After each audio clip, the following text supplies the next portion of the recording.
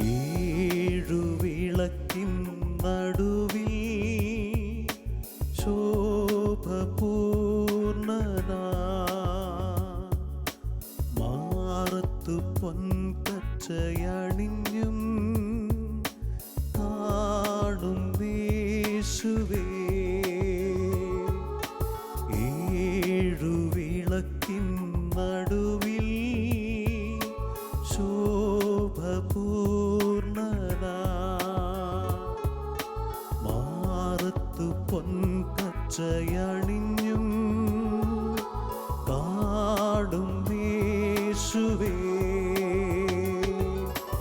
ആദ്യനും അന്ത്യനും നീ മാത്രമേശുവേ. സ്തുതികൾക്കും പുകഴ്ചയ്ക്കും യോഗ്യനേശുവേ.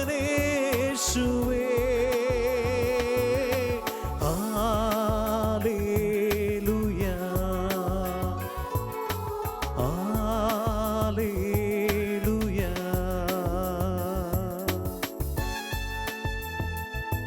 ദിവ്യകാരുണ്യത്തെ നമുക്ക് ആരാധിക്കാം. തിരുഹൃദയനാഥനെ നമുക്ക് ആരാധിക്കാം. തിരുവോസ്തിരൂപനെ നമുക്ക് ആരാധിക്കാം. ജീവിക്കുന്ന ദൈവ സാന്നിധ്യമായി നമുക്ക് മുൻപിൽ അപ്പത്തിൻ്റെ രൂപത്തിൽ അണയുന്ന സ്നേഹത്തെ നമുക്ക് ആരാധിക്കാം, ആരാധിക്കാം, ആരാധിക്കാം. യേശുവേ, നിന്റെ രൂപവും ഭാവവും എന്നിലായിടട്ടെ. നിന്റെ ആത്മശക്തിയും എന്നിൽ കവിഞ്ഞിടട്ടെ. ചേർന്ന് പാടാം. ആദ്യനും അന്ത്യനും നീ മാത്രമേശുവേ.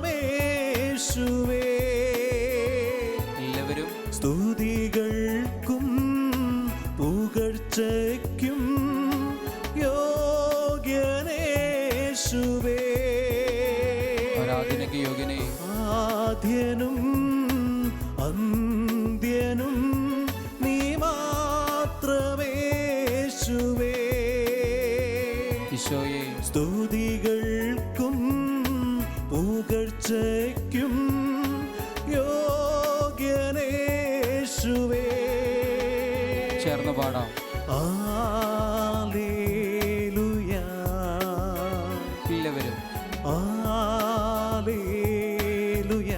കരങ്ങൾ ഉയർത്തി സ്തുതിക്കാം. Hallelujah, hallelujah, hallelujah, hallelujah, hallelujah, hallelujah, hallelujah. ആരാധന, ആരാധന, ആരാധന, ആരാധന, ആരാധന, ആരാധന, ആരാധന, ആരാധന, ആരാധന, ആരാധന, ആരാധന, ആരാധന. സ്തുതിക്കുന്നു, ആരാധിക്കുന്നു, നീ പറയുന്നു, മഹത്വപ്പെടുത്തുന്നു. ആരാധന, ആരാധന, ആരാധന, ആരാധന, ആരാധന, ആരാധന.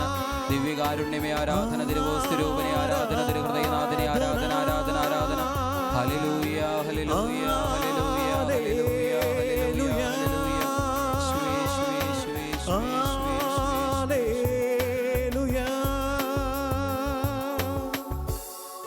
പരിശുദ്ധ പരമ ദിവ്യകാരുണ്യത്തിന് എന്നേരവും ആരാധനയും സ്തുതിയും പുകഴ്ചയും ഉണ്ടായിരിക്കട്ടെ. പരിശുദ്ധ പരമ ദിവ്യകാരുണ്യത്തിന് എന്നേരവും ആരാധനയും സ്തുതിയും പുകഴ്ചയും ഉണ്ടായിരിക്കട്ടെ. പരിശുദ്ധ പരമ ദിവ്യകാരുണ്യത്തിന് എന്നേരവും ആരാധനയും സ്തുതിയും പുകഴ്ചയും ഉണ്ടായിരിക്കട്ടെ. പുറപ്പാടിൻ്റെ പുസ്തകം 23-ാം അധ്യായം 25 മുതൽ 27 വരെയുള്ള വാക്യങ്ങളിൽ നാം ഇപ്രകാരം വായിക്കുന്നു. നിങ്ങൾ നിങ്ങളുടെ ദൈവമായ കർത്താവിനെ ആരാധിക്കണം. അപ്പോൾ ഞാൻ നിങ്ങളുടെ ഭക്ഷ്യവും പാനീയവും ആശീർവദിക്കും. നിങ്ങളുടെ ഇടയിൽ നിന്ന് രോഗങ്ങൾ നിർമ്മാർജ്ജനം ചെയ്യും. ഗർഭഛിദ്രമോ വന്ധ്യതയോ നിങ്ങളുടെ നാട്ടിൽ ഉണ്ടാവുകയില്ല. ഞാൻ നിങ്ങൾക്ക് ദീർഘായുസ് നൽകും. നിങ്ങളുടെ ശത്രുക്കൾ പിന്തിരിഞ്ഞോടും. പ്രിയപ്പെട്ടവരെ, ഈ വചനഭാഗം നമ്മളോട് ദൈവാരാധനയിലൂടെ ലഭിക്കുന്ന അനുഗ്രഹങ്ങൾ ഏതൊക്കെയാണ് എന്ന് പറയുകയാണ്. വചനം ഇങ്ങനെയാണ് തുടങ്ങുന്നത്. നിങ്ങൾ നിങ്ങളുടെ ദൈവമായ കർത്താവിനെ ആരാധിക്കണം. അപ്പോൾ ഞാൻ നിങ്ങളുടെ ഭക്ഷ്യവും പാനീയവും ആശീർവദിക്കും. നിങ്ങളുടെ ഇടയിൽ നിന്ന് രോഗങ്ങൾ നിർമ്മാർജ്ജനം ചെയ്യും. ഗർഭഛിദ്രമോ വന്ധ്യതയോ നിങ്ങളുടെ നാട്ടിലുണ്ടാവുകയില്ല. ഞാൻ നിങ്ങൾക്ക് ദീർഘായുസ് നൽകും. നിങ്ങളുടെ ശത്രുക്കൾ പിന്തിരിഞ്ഞോടും. ഒരു വ്യക്തി ജീവിതം ആരാധനയാക്കി മാറ്റിയാൽ, ജീവിതത്തിൽ നിരന്തരം സ്തുതിപ്പും ആരാധനയും നിറച്ചാൽ, ഉറപ്പായും ആ വ്യക്തിയുടെ ജീവിതത്തിൽ സ്വീകരിക്കാൻ സാധിക്കുന്ന 6 അനുഗ്രഹങ്ങളാണ് ഈ വചനഭാഗം നമ്മുടെ മുൻപിൽ അവതരിപ്പിക്കുക. 3 വാക്യങ്ങളേ ഉള്ളൂ എങ്കിലും 6 അനുഗ്രഹങ്ങൾ നമുക്കിവിടെ കാണാനായിട്ട് സാധിക്കും. നമ്മൾ തീർച്ചയായും മനസ്സിലാക്കുന്നത്, ബോധ്യത്തിൻ്റെ ആഴങ്ങളിലേക്ക് വരുന്നത് ഒത്തിരി നല്ലതായിരിക്കും. കാരണം നമ്മൾ നേരിടുന്ന എല്ലാ മനുഷ്യരും അടിസ്ഥാനപരമായി നേരിടുന്ന ചില പ്രതിസന്ധികളെ, പ്രശ്നങ്ങളെയാണ് ഇവിടെ അവതരിപ്പിക്കുക. നമ്മളെല്ലാവരുടെയും ജീവിതത്തിൽ നേരിടുന്ന അടിസ്ഥാനപരമായ പ്രശ്നങ്ങൾ. ഉദാഹരണത്തിന്, ഇത് കേട്ടുകൊണ്ടിരിക്കുന്ന നിങ്ങളുടെ നിയോഗങ്ങൾ ഒരു കടലാസിൽ എഴുതി ദേവാലയത്തിൽ സമർപ്പിച്ചാൽ, അല്ലെങ്കിൽ നിയോഗ ബോക്സിൽ സമർപ്പിച്ച് അതെടുത്ത് പരിശോധിച്ചാൽ, അങ്ങനെ ഒരുപാട് പേരുടെ നിയോഗങ്ങൾ എടുത്ത് പരിശോധിച്ചാൽ ഏറ്റവും അധികം നിയോഗങ്ങൾ വരാൻ പോകുന്ന കാര്യങ്ങൾ ഉറപ്പായും ഈ പറയുന്ന 6 കാര്യങ്ങളായിരിക്കും. കാരണം അത്രത്തോളം പ്രാധാന്യമുണ്ട് ദൈവാരാധനയ്ക്ക്. അഥവാ ദൈവാരാധനയുടെ ഫലമായി ഈ പ്രതിസന്ധികളൊക്കെ പരിഹരിക്കപ്പെടുമെന്ന് വചനം നമ്മുടെ മുൻപിൽ സാക്ഷ്യപ്പെടുത്തുകയാണ്. അതുകൊണ്ട് നമുക്ക് ഓരോന്നും മനസ്സിലാക്കാൻ ശ്രമിക്കാം. ഒന്നാമത്തെ കാര്യം ഇതാണ്: നിങ്ങൾ നിങ്ങളുടെ ദൈവമായ കർത്താവിനെ ആരാധിക്കണം, അപ്പോൾ ഞാൻ നിങ്ങളുടെ ഭക്ഷ്യവും പാനീയവും ആശീർവദിക്കും. ഭക്ഷ്യവും പാനീയവും ആശീർവദിക്കും. എന്താണ് ഈ വചനം കൊണ്ട് അർത്ഥമാക്കപ്പെടുക? നമ്മൾ ഭക്ഷണം കഴിക്കാനിരിക്കുമ്പോൾ, നമ്മുടെ ജീവിതത്തിൽ നമ്മൾ ഉണ്ണാനിരിക്കുമ്പോൾ അല്ലെങ്കിൽ ഭക്ഷിക്കാനിരിക്കുമ്പോൾ കർത്താവ് ഭക്ഷണത്തെ ബ്ലെസ് ചെയ്യും എന്നാണോ, ആശീർവദിക്കുമെന്നാണോ? തീർച്ചയായും അതും ഒരർത്ഥം തന്നെയാണ്, അല്ല എന്ന് പറയുക സാധ്യമല്ല. എന്നിരിക്കലും അതിനൊക്കെ അപ്പുറത്ത് നിങ്ങൾ നിങ്ങളുടെ ദൈവമായ കർത്താവിനെ ആരാധിച്ചാൽ ഭക്ഷ്യവും പാനീയവും ആശീർവദിക്കപ്പെടുമെന്ന് വചനത്തിൽ പറയുമ്പോൾ, അതിൻ്റെ പൂർണ്ണമായൊരർത്ഥത്തിൽ എടുക്കുകയാണെങ്കിൽ, വിശാലമായൊരർത്ഥത്തിൽ എടുക്കുകയാണെങ്കിൽ, നമുക്ക് തീർച്ചയായും ഭക്ഷിക്കാനും അഥവാ ഉണ്ണാനും ഉടുക്കാനും ഭക്ഷിക്കാനും പാനം ചെയ്യാനും നമ്മുടെ ഭൗതിക ജീവിതത്തിൻ്റെ ആവശ്യങ്ങളൊക്കെ നിറവേറ്റാനും പണം ആവശ്യമാണ്, സമ്പത്ത് ആവശ്യമാണ്, അല്ലെങ്കിൽ നല്ല ജോലി ആവശ്യമാണ്, വരുമാന മാർഗങ്ങൾ ആവശ്യമാണ്. ഈ മേഖലകളൊക്കെ ആശീർവദിക്കപ്പെടും, അനുഗ്രഹിക്കപ്പെടുമെന്ന് ഈ വചനത്തെ വിശാലമായ അർത്ഥത്തിൽ നമുക്ക് മനസ്സിലാക്കാനായിട്ട് സാധിക്കും.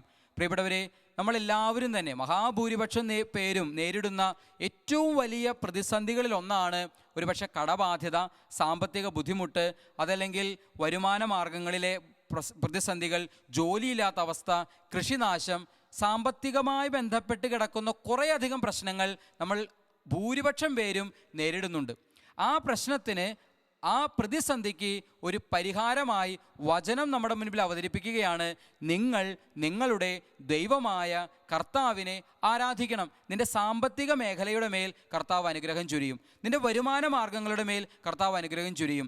നിന്റെ കൃഷിയിടങ്ങളുടെ മേൽ കർത്താവ് അനുഗ്രഹം ചൊരിയും. ഇത് വചനം നമുക്ക് നൽകുന്ന ഉറപ്പാണ്. അതുകൊണ്ട് പ്രിയപ്പെട്ടവരെ, ജീവിതം ആരാധനയാക്കി മാറ്റുമ്പോൾ സ്വീകരിക്കാൻ സാധിക്കുന്നൊരു കൃപയായി ഇതിനെ നമുക്ക് മനസ്സിലാക്കാനായിട്ട് സാധിക്കും. വിശുദ്ധ ഗ്രന്ഥത്തിൽ റോമാക്കാർക്ക് എഴുതിയ ലേഖനം 10-ാം അധ്യായം 12-ാം വാക്യത്തിൽ നമ്മൾ ഇപ്രകാരം വായിക്കുന്നുണ്ട്: തന്നെ വിളിച്ചപേക്ഷിക്കുന്ന സകലരുടെയും മേൽ അവിടുന്ന് തൻ്റെ സമ്പത്ത് വർഷിക്കുന്നു. ഈ സമ്പത്ത് തീർച്ചയായും ആത്മീയ സമ്പത്തും ഒപ്പം നമ്മുടെ ഭൗതിക ജീവിതത്തിന് ആവശ്യമായ സമ്പത്തും കർത്താവ് വർഷിക്കുമെന്ന് വചനത്തിലൂടെ കർത്താവ് നമുക്ക് വാക്ക് നൽകുകയാണ്. വീണ്ടും ഫിലിപ്പിയർക്ക് എഴുതിയ ലേഖനം 4-ാം അധ്യായം 19-ാം വാക്യത്തിൽ നമ്മൾ ഇപ്രകാരം വായിക്കുന്നുണ്ട്: എൻ്റെ ദൈവം തൻ്റെ മഹത്വത്തിൻ്റെ സമ്പന്നതയിൽ നിന്ന് യേശു ക്രിസ്തു വഴി നിങ്ങൾക്ക് ആവശ്യമുള്ളതെല്ലാം നൽകുമെന്ന് ഇതാ ഈ വചനവും നമ്മളെ ഓർമ്മിപ്പിക്കുകയാണ്. അതുകൊണ്ട് ജീവിതം പ്രാർത്ഥനയാക്കി, ആരാധനയാക്കി മാറ്റുമ്പോൾ അതിലൂടെ സ്വീകരിക്കാൻ സാധിക്കുന്ന ഒന്നാമത്തെ അനുഗ്രഹമായി ഈ വചനഭാഗം, പുറപ്പാടിൻ്റെ പുസ്തകം 23-ാം അധ്യായം 25 തൊട്ടുള്ള വചനഭാഗം നമ്മളെ മുൻപിൽ അവതരിപ്പിക്കുന്ന കാര്യമാണ്: നിന്റെ സാമ്പത്തിക മേഖല അനുഗ്രഹിക്കപ്പെടും. ഇനി രണ്ടാമതായി എന്താണ് ഈ വചനഭാഗം നമ്മളോട് പറയുന്ന അനുഗ്രഹം? ദൈവാരാധനയുടെ ഫലമായി സ്വീകരിക്കാൻ സാധിക്കുന്ന അനുഗ്രഹം. രണ്ടാമത്തെ അനുഗ്രഹം ഇതാണ്: നിങ്ങളുടെ ഇടയിൽ നിന്ന് രോഗങ്ങൾ നിർമ്മാർജ്ജനം ചെയ്യപ്പെടും. നിങ്ങളുടെ ഇടയിൽ നിന്ന് രോഗങ്ങൾ നിർമ്മാർജ്ജനം ചെയ്യപ്പെടും. ഈശോയിൽ സ്നേഹമുള്ളവരെ, നമ്മളെല്ലാവരും തന്നെ ചെറുതോ വലുതോ ആയ രോഗപീഠകൾ അനുഭവിക്കുന്നവരാണ്. ചിലതെല്ലാം മാരക രോഗങ്ങളാകാം. മരണത്തിൻ്റെ മുൻപിൽ അല്ലെങ്കിൽ മരണവക്ത്രത്തിൻ്റെ മുൻപിൽ ഇരുന്നു കൊണ്ട് ഭയവും ഉത്കണ്ഠയും ആകുലതയും നേരിടുന്ന വ്യക്തികളാകാം. അല്ലെങ്കിൽ ഇപ്പോൾ കൊറോണ വൈറസ് പോലെ മഹാമാരിയിലൂടെയുള്ള ബുദ്ധിമുട്ടുകളിലൂടെ, പ്രതിസന്ധികളിലൂടെയൊക്കെ നമ്മൾ കടന്നുപോയിക്കൊണ്ടിരിക്കുന്നു. ഓർക്ക് പ്രിയപ്പെട്ടവരെ, വചനം നമ്മുടെ മുൻപിൽ ഒരു പരിഹാരമാർഗം നിർദ്ദേശിക്കുന്നുണ്ട്. എന്താണ് പരിഹാരമാർഗം? നിങ്ങൾ നിങ്ങളുടെ ദൈവമായ കർത്താവിനെ ആരാധിക്കുക. നിങ്ങളുടെ ഇടയിൽ നിന്ന് രോഗങ്ങൾ നിർമ്മാർജ്ജനം ചെയ്യപ്പെടും. നിങ്ങളുടെ ഇടയിൽ നിന്ന്, നിന്റെ ശരീരത്തിൽ നിന്ന് മാത്രമല്ല, നിന്റെ കുടുംബത്തിൽ നിന്ന് മാത്രമല്ല, നിന്റെ ദേശത്ത് നിന്നു തന്നെ രോഗപീഠകൾ നീങ്ങിപ്പോകുമെന്ന് വചനം നൽകുന്ന സാക്ഷ്യമാണ്. നമ്മുടെ പഴയകാല സഭയുടെ നാളിതുവരെയുള്ള ചരിത്രം എടുത്ത് പരിശോധിക്കുമ്പോൾ, പഴയ ചരിത്രങ്ങളൊക്കെ എടുത്ത് പരിശോധിക്കുമ്പോൾ നമുക്കറിയാം എത്രയോ അനുഭവങ്ങൾ നമുക്ക് ഇതിനോടനുബന്ധമായി പറയാനായിട്ട് സാധിക്കും. ദൈവാരാധനയുടെ ഫലമായി നീങ്ങിപ്പോയ മഹാമാരികളെക്കുറിച്ചും രോഗപീഠകളെക്കുറിച്ചുമൊക്കെ എത്രയോ അനുഭവങ്ങളൊക്കെ നമുക്ക് പറയാനായിട്ട് സാധിക്കും. പ്രത്യേകിച്ചും ചില പ്രദക്ഷിണങ്ങളൊക്കെ ആരംഭിച്ചതിൻ്റെ പുറകിലെ ചരിത്രം പോലും വസൂര് പോലെയുള്ള മഹാമാരികളാകാം, അല്ലെങ്കിൽ ടൈഫോയിഡ്, കോളറ പോലെയൊക്കെയുള്ള ചില രോഗപീഠകളാകാം, എലിപ്പനി പോലെയുള്ള ചില അനേകരെ കൊന്നൊടുക്കിയ മരിച്ചു വീണ ചില രോഗപീഠകളൊക്കെ മാറുന്നതിന് വേണ്ടി ആരംഭിച്ച പല പ്രാർത്ഥനാ ശുശ്രൂഷകളും നമ്മുടെ സഭയുടെ ചരിത്രം പരിശോധിച്ചാൽ നമുക്ക് മനസ്സിലാക്കാനായിട്ട് സാധിക്കും. അതുകൊണ്ട് പ്രിയപ്പെട്ടവരെ ഓർക്കുക, ജീവിതം ആരാധനയാക്കി മാറ്റിക്കൊണ്ട് ഇതാ കർത്താവ് നൽകുന്ന ഈ വചനത്തിലെ ഉറപ്പ്, വാഗ്ദാനം നമുക്ക് സ്വീകരിക്കാനായിട്ട് സാധിക്കട്ടെ. ഇനി മൂന്നാമതായി ഈ വചനഭാഗം നമ്മളോട് പറയുന്ന ദൈവാരാധനയുടെ ഫലമായി ഒരു വ്യക്തിക്ക് സ്വീകരിക്കാൻ സാധിക്കുന്ന മൂന്നാമത്തെ അനുഗ്രഹമായി വചനഭാഗം പറയുന്നത് ഇതാണ്: ഗർഭചിത്രം ഉണ്ടാവുകയില്ല. നിങ്ങളുടെ ഇടയിൽ ഗർഭചിത്രം ഉണ്ടാവുകയില്ല. നമുക്കറിയാം, ആദ്യം പറഞ്ഞ രണ്ട് കാര്യങ്ങൾ നമ്മുടെ ദേശം നേരിടുന്ന ഒരു വലിയ രണ്ട് പ്രതിസന്ധികളാണ്, രോഗപീഠകളും സാമ്പത്തിക ബുദ്ധിമുട്ടുകളും. പക്ഷേ ഈ മൂന്നാമത് പറഞ്ഞ കാര്യം ഇത്രയും വലിയൊരു പ്രതിസന്ധിയായി ലോകത്തുണ്ടോ എന്നുള്ളത് ഒരുപാട് പേർക്ക് അറിയണമെന്ന് നിർബന്ധമില്ല. ഇന്ന് ധാരാളം സംഭവിക്കുന്നുണ്ട്. ധാരാളം വിവാഹം കഴിഞ്ഞ് 2, 3, 4 തവണയൊക്കെ അബോർഷനായി പോകുന്ന കുഞ്ഞുങ്ങളെ കൊന്നുകളയുന്നതിനെ കുറിച്ചല്ല ഞാൻ പറയുന്നത്. നേരെ മറിച്ച് കുഞ്ഞിനെ ജീവനോടെ പ്രസവിക്കണമെന്ന് ആഗ്രഹിച്ചിട്ടും സാധിക്കാതെ നാച്ചുറൽ അബോർഷൻ സംഭവിക്കുന്ന എത്രയോ സംഭവങ്ങൾ ഇന്ന് നമ്മുടെ ചുറ്റുവട്ടത്ത് നടക്കുന്നുണ്ട്. അതെങ്ങനെയാണ്, അച്ഛനെങ്ങനെയാണ് അറിയണമെന്ന് ഒരു പക്ഷേ നിങ്ങൾ ചിന്തിക്കുന്നുണ്ടാകാം. ഞാൻ വരുന്നതൊരു ധ്യാന മന്ദിരത്തിൽ നിന്നായതുകൊണ്ട് അവിടെ ഒത്തിരി മനുഷ്യർ സാക്ഷ്യം പറയാൻ വേണ്ടി വരാറുണ്ട്. ഒത്തിരി മനുഷ്യർ, പ്രത്യേകിച്ചും ഈ കുഞ്ഞുങ്ങളില്ലാത്ത ദമ്പതികൾക്ക് കുഞ്ഞുങ്ങൾ ജനിച്ചതിൻ്റെ സാക്ഷ്യം അനേകർ പറയാറുണ്ട്. ഈ സാക്ഷ്യങ്ങൾ കേൾക്കുമ്പോൾ മനസ്സിലാകാറുള്ള ഒരു കാര്യമാണ്, അനേകർ വിവാഹം കഴിഞ്ഞ് പല പ്രാവശ്യം 3, 4 തവണയൊക്കെ പ്രഗ്നൻ്റ് ആയിട്ടും കുഞ്ഞ് അബോർഷൻ സംഭവിച്ച് മരിച്ചു പോകുന്നതിൻ്റെ അനുഭവങ്ങളൊക്കെ പലരും വേദനയോടെ, വിഷമത്തോടെ പറയാറുണ്ട്. ഇതാ ഇവിടെ വചനഭാഗം നമ്മുടെ മുൻപിൽ ഒരു സൊല്യൂഷൻ പറഞ്ഞു തരുന്നു: നീ നിൻ്റെ ദൈവമായ കർത്താവിനെ ആരാധിക്ക്, ഗർഭചിത്രം ഉണ്ടാവുകയില്ല. നാലാമത്തെ അനുഗ്രഹമായി വചനഭാഗം പറയുന്നത് ഇതിനോട് ചേർന്ന് പോകുന്നതാണ്: വന്ധ്യത ഉണ്ടാവുകയില്ല. വന്ധ്യത. ഇന്ന് അനേകം ദമ്പതികൾക്ക് കുഞ്ഞുങ്ങൾ ജനിക്കുന്നില്ല. അതിൻ്റെ ശതമാനക്കണക്ക് നമ്മളെ ഭയപ്പെടുത്തുന്ന കണക്കാണ്. ഇൻ്റർനെറ്റിലൊക്കെ ഒന്ന് സെർച്ച് ചെയ്ത് നോക്കിക്കഴിഞ്ഞാൽ നമ്മൾ ഞെട്ടിപ്പോകും. ഓരോ സ്ഥലങ്ങളിൽ, ഓരോ ദേശങ്ങളിൽ, ചില സ്ഥലങ്ങളിലൊക്കെ 35-40% ദമ്പതികൾക്ക് കുഞ്ഞുങ്ങൾ ജനിക്കുന്നില്ല എന്നൊക്കെ പറയുമ്പോൾ നമ്മൾ അമ്പരപ്പിക്കുന്ന, ഞെട്ടിപ്പിക്കുന്ന യാഥാർത്ഥ്യമാണ്. വചനം നമ്മുടെ മുൻപിൽ ഒരു സൊല്യൂഷൻ പറഞ്ഞു തരുന്നു: നീ നിൻ്റെ ദൈവമായ കർത്താവിനെ ആരാധിക്ക്, വന്ധ്യത എന്ന പ്രശ്നം നിൻ്റെ ജീവിതത്തിൽ ഉണ്ടാവുകയില്ല എന്ന് ഇതാ കർത്താവ് വചനത്തിലൂടെ നമ്മളോട് പറയുകയാണ്. ഇനി 5-മതായി നമ്മൾ കാണുന്നു, ദീർഘായുസ് നൽകപ്പെടും. ദീർഘായുസ് നൽകപ്പെടും എന്ന് പറഞ്ഞാൽ അതിൻ്റെ അർത്ഥം ഇതാണ്: ദൈവം നിനക്ക് ഈ ഭൂമിയിൽ ജീവിക്കാൻ അനുവദിച്ച് തന്നിരിക്കുന്ന ആയുസ്, ഈ ഭൂമിയിൽ ജീവിക്കാൻ നിനക്ക് സാധിക്കണമെങ്കിൽ നീ ദൈവത്തെ ആരാധിക്കണം. നമുക്കറിയാവുന്ന പോലെ ഭക്ഷണം കഴിച്ചാലാണ് നമുക്ക് ജീവിക്കാൻ സാധിക്കുക, വെള്ളം കുടിച്ചാലാണ്, ശ്വാസോച്ഛ്വാസം നിർവഹിച്ചാലാണ് നമുക്ക് ജീവിക്കാൻ സാധിക്കുക. എന്നതുപോലെ ജീവൻ നിലനിർത്താൻ മറ്റൊരു ഏറ്റവും പ്രധാന കാര്യമായി വചനം പറയുന്നു: നീ നിൻ്റെ ദൈവമായ കർത്താവിനെ ആരാധിക്കണം. എങ്കിലേ ദൈവം നിനക്ക് അനുവദിച്ച് തന്നിരിക്കുന്ന ആയുസ് ഈ ഭൂമിയിൽ ജീവിക്കാൻ നിനക്ക് സാധിക്കുകയുള്ളൂ. 6-മതായി നമ്മൾ കാണുന്നു, നിനക്ക് ശത്രുക്കൾ ഉണ്ടാവുകയില്ല. ഒരുപക്ഷെ നമ്മുടെ വീട്ടിലുള്ളവർ തന്നെയാകാം നമുക്ക് ശത്രുക്കളായിട്ടുള്ളത്, അല്ലെങ്കിൽ ശത്രുതാ മനോഭാവം, വെറുപ്പിൻ്റെ, വിദ്വേഷത്തിൻ്റെ, അരിശത്തിൻ്റെ, ദേഷ്യത്തിൻ്റെയൊക്കെ അനുഭവം നമുക്കുണ്ടാവുക നമ്മുടെ കൂടെയുള്ളവരോട് തന്നെയാകാം. എത്രയോ ബുദ്ധിമുട്ടാണ് അത്തരമൊരു സാഹചര്യത്തിൽ ജീവിക്കുക എന്ന് പറഞ്ഞാൽ. അങ്ങനെയാണെങ്കിൽ മനസ്സിൽ നിന്ന് വെറുപ്പും വിദ്വേഷമൊക്കെ എടുത്തു മാറ്റി സന്തോഷവും സമാധാനവും സ്നേഹവും ക്ഷമയും ഒക്കെ ജീവിതത്തിൽ നിറയേണ്ടതുണ്ട്. പ്രിയപ്പെട്ടവരെ ഓർക്കുക, ജീവിതം ആരാധനയാക്കി മാറ്റുമ്പോൾ സ്നേഹിക്കാനുള്ള കൃപ ലഭിക്കും. ജീവിതം ആരാധനയാക്കി മാറ്റുമ്പോൾ ക്ഷമിക്കാനും, തോറ്റുകൊടുക്കാനും, പൊറുക്കാനും, മറക്കാനും, മുട്ടുകുത്താനും ഒക്കെയുള്ള കൃപ നമുക്ക് ലഭിക്കും. അതിലൂടെ ഈ ശത്രുതാ മനോഭാവങ്ങളൊക്കെ ഇല്ലാതെയായി എല്ലാവരും നമ്മുടെ സ്നേഹിതരായിട്ട് മാറുകയും ചെയ്യും. ഈ വചനഭാഗം നമ്മുടെ മുൻപിൽ അവതരിപ്പിക്കുന്ന ഈ 6 അനുഗ്രഹങ്ങൾ, ജീവിതത്തിലെ ഏറ്റവും പ്രാധാന്യത്തോടെ നമ്മൾ നോക്കിക്കാണേണ്ട 6 കാര്യങ്ങൾ ഇതാ ആരാധനയുടെ ഫലമായി ലഭിക്കുമെന്നാണ് വചനം സാക്ഷ്യപ്പെടുത്തുന്നത്. അതുകൊണ്ട് ജീവിതത്തെ നമുക്ക് ആരാധനയാക്കി മാറ്റാം. മുട്ടുകൾ കുത്തി, കൈകൾ കൂപ്പി, ദിവ്യകാരുണ്യ സന്നിധിയിലേക്ക് നോക്കി നമ്മുടെ ജീവിതത്തിൽ ദൈവം തന്നു കഴിഞ്ഞിട്ടുള്ള അനുഗ്രഹങ്ങളാണ് ഇതൊക്കെ തന്നെ. ഇത് സ്വീകരിക്കാൻ ആരാധനയുടെ നിമിഷങ്ങളിൽ നമുക്ക് സാധിക്കട്ടെ. 2 കരങ്ങളും ഉയർത്തി കർത്താവിനെ ഒന്ന് സ്തുതിക്കാം. 2 കരങ്ങളും ഉയർത്തി കർത്താവിനെ നമുക്കൊന്ന് ആരാധിക്കാം. എല്ലാവരും കർത്താവിനെ സ്തുതിക്കട്ടെ, ആരാധിക്കട്ടെ. Hallelujah, hallelujah, hallelujah, hallelujah, hallelujah. ആരാധന, ആരാധന, ആരാധന, ആരാധന, ആരാധന, ആരാധന. ആരാധനയ്ക്ക് യോഗ്യനെ ആരാധന, ആരാധനയ്ക്ക് അർഹനെ ആരാധന. സ്തുതി, മഹിമ, പുകഴ്ചകൾക്ക് അർഹനായവനെ ഞങ്ങളങ്ങേ ആരാധിക്കുന്നു, ആരാധിക്കുന്നു, ആരാധിക്കുന്നു. തിരുവോസ്തിരൂപനെ ആരാധിക്കുന്നു, തിരുഹൃദയനാഥനെ ആരാധിക്കുന്നു, തിരുമുറകളുള്ളവനെ ആരാധിക്കുന്നു. എല്ലാം മറന്ന്, സ്വയം മറന്ന് ആരാധിക്കുന്നു. 2 കരങ്ങളും ഉയർത്തി ഉറക്കെ വിളിച്ച് ആരാധിക്കട്ടെ. യേശുവേ, ആരാധന, ആരാധന, ആരാധന, ആരാധന, ആരാധന, ആരാധന, ആരാധന. കൈകളടിച്ച് ശരീരം തന്ന കർത്താവിനെ ശരീരം കൊണ്ട് നമുക്ക് ആരാധിക്കാം. കൈകളടിച്ച് നമുക്ക് ആരാധിക്കാം. ആരാധനയ്ക്ക് അർഹനായവനെ ആരാധിക്കാം. സ്തുതി മഹിമ പുകഴ്ചകൾക്ക് യോഗ്യനായവനെ ആരാധിക്കാം. സ്വയം മറന്ന് ആരാധിക്കട്ടെ, എല്ലാം മറന്ന് ആരാധിക്കട്ടെ. ആരാധന ആരാധന ആരാധന യേശുവേ. ആരാധനയ്ക്കു യോഗ്യനേ നിന്നെ ഞങ്ങൾ ആരാധിച്ചിടുന്നീതാ. എല്ലാവരും ചേർന്ന് പാടിക്കൊണ്ട് ആരാധനയ്ക്കു യോഗ്യനേ നിന്നെ ഞങ്ങൾ ആരാധിച്ചിടുന്നീതാ. ആരാധിക്കുന്നു കർത്താവേ. ആഴിയുമൂഴിയും നിർമ്മിച്ച നാഥനെ, ആഴിയുമൂഴിയും നിർമ്മിച്ച നാഥനെ, ആത്മാവിൽ ആരാധിക്കാം കർത്താവിനെ, നിത്യം സ്തുതിച്ചിടും ഞാൻ. ആത്മാവിൽ ആരാധിക്കുന്നു, ആത്മാവിൽ ആരാധിക്കാം കർത്താവിനെ, നിത്യം സ്തുതിച്ചിടും ഞാൻ. സ്തുതിച്ച് ആരാധിക്കുന്നു. ആരാധനയ്ക്കു യോഗ്യനേ നിന്നെ ഞങ്ങൾ ആരാധിച്ചിടുന്നീതാ. ഈശോയെ ആരാധന. ആരാധനയ്ക്കു യോഗ്യനേ നിന്നെ ഞങ്ങൾ ആരാധിച്ചിടുന്നീതാ. ആരാധന. രണ്ട് കൈകളും ഉയർത്തി നമുക്ക് സ്തുതിക്കാം. രണ്ട് കൈകളും ഉയർത്തി കർത്താവിനെ നമുക്ക് ആരാധിക്കാം. നല്ല ഇടയനായ ഈശോയെ നമുക്ക് ആരാധിക്കാം. ഞാൻ മുന്തിരിവള്ളിയും നിങ്ങൾ ശാഖകളുമാണ് എന്ന് അരുളി ചെയ്ത കർത്താവിനെ നമുക്ക് ആരാധിക്കാം. കർത്താവിനോട് നമുക്ക് ചേർന്ന് നിൽക്കാം. കർത്താവെന്ന തായ്തണ്ടിനോട് ചേർന്ന് നിന്ന് ഫലം പുറപ്പെടുവിക്കുന്ന ശാഖകളായി മാറാൻ കർത്താവിനെ നമുക്ക് ആരാധിക്കാം. കർത്താവിനെ നമുക്ക് സ്തുതിക്കാം. കർത്താവിനെ നമുക്ക് മഹത്വപ്പെടുത്താം. എല്ലാവരും ചേർന്ന് ആരാധിക്കട്ടെ. ആരാധന ആരാധന ആരാധന ആരാധന. പാപത്താൽ നിറയപ്പെട്ട എന്നെ നിന്റെ പാണിയാൽ പീഡിച്ചെടുത്തു. ആരാധന. പാപത്താൽ നിറയപ്പെട്ട എന്നെ നിന്റെ പാണിയാൽ പീഡിച്ചെടുത്തു. എന്നെ രക്ഷിച്ചവനെ ആരാധന.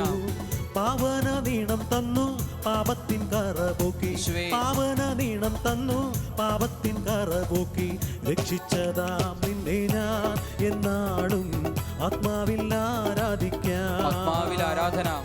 രക്ഷിച്ചതാം നിന്നെ ഞാൻ എന്നാളും ആത്മാവിൽ ആരാധിക്കാം. എല്ലാവരും ആരാധിക്കട്ടെ.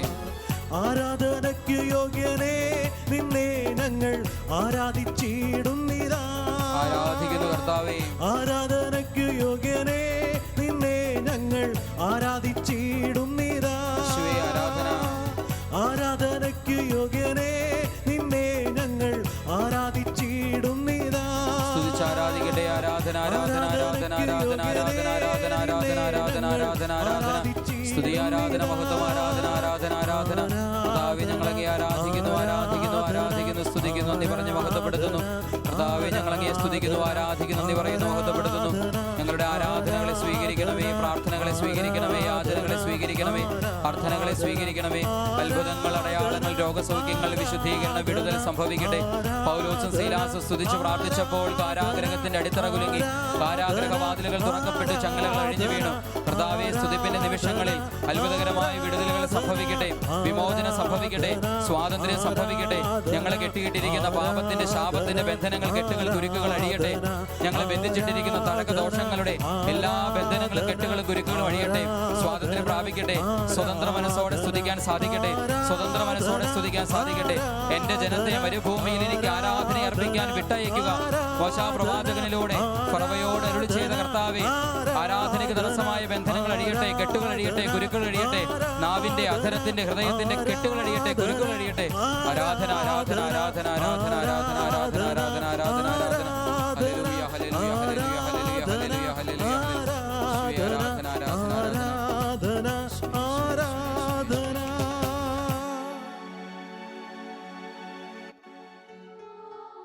പരിശുദ്ധ ശരീരത്താലും വിലയേറിയ രക്തത്താലും പാപത്തിൻ കറകളിൽ നിന്നും മർത്യനു നീ മോചനമേകി. സകലേശാ ദിവ്യ കടാക്ഷം തൂകണമേ വത്സലസുതരിൽ, നിർമ്മലരായി ജീവിച്ചിടുവാൻ ചിന്തണമേ ദിവ്യവരങ്ങൾ. ആരാധന ആരാധന യേശുവേ അങ്ങേയ്ക്കാ